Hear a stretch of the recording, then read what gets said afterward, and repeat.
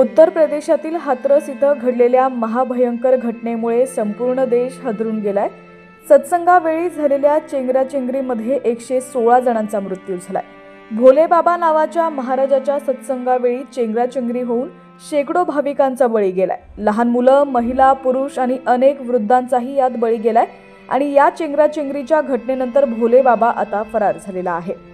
संपूर्ण घटना पाहूयात त्याआधी तुम्ही HPN मराठी न्यूज चॅनल पहिल्यांदाच पाहत असाल आणि अजूनही चॅनलला सबस्क्राइब केले नसेल तर नक्की सबस्क्राइब करा आणि बेल आयकॉनवर क्लिक करून नोटिफिकेशन्स मिळवा, जेणेकरून आमचे अपडेट्स लवकरात लवकर तुमच्यापर्यंत पोहोचतील। तर सिकंदरारावच्या फुलराई गावात भोले बाबांचा सत्संग सुरू होता। सत्संगसाठी प्रचंड गर्दी जमली होती। या सत्संगामध्ये महिला आणि लहान मुलांची संख्या अधिक होती।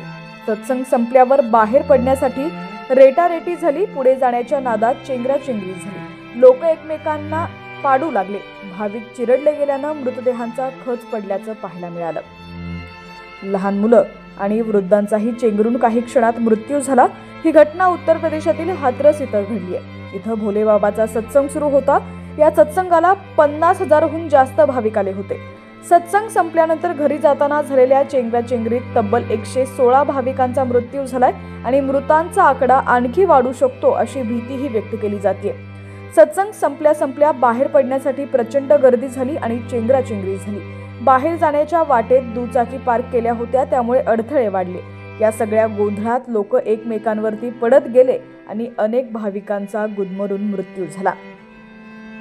तर हे भोले बाबा नेमके कोण आहेत ते देखील पाहूयात।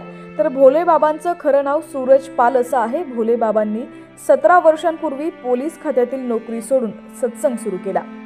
सत्संग सुरू केल्यानंतर तो साकार विश्वहरी भोले बाबा बनला। भोले बाबाचे उत्तर प्रदेश, राजस्थान, मध्य प्रदेशात मोठ्या संख्येनं अनुयायी आहेत। भोले बाबा सोबत त्याची पत्नीही प्रवचन देते। कोरोनाच्या काळात भोले बाबाचा सत्संग वादात सापडला। हाथरसची दुर्घटना घडल्यानंतर भोले बाबा आता फरार आहे। या दुर्घटनेनंतर संपूर्ण प्रकरणाची सखोल चौकशी करण्याचे आदेश उत्तर प्रदेशचे मुख्यमंत्री योगी आदित्यनाथ यांनी दिलेले आहेत। दरम्यान या दुर्घटनेमुळे संपूर्ण देश हादरून गेलाय।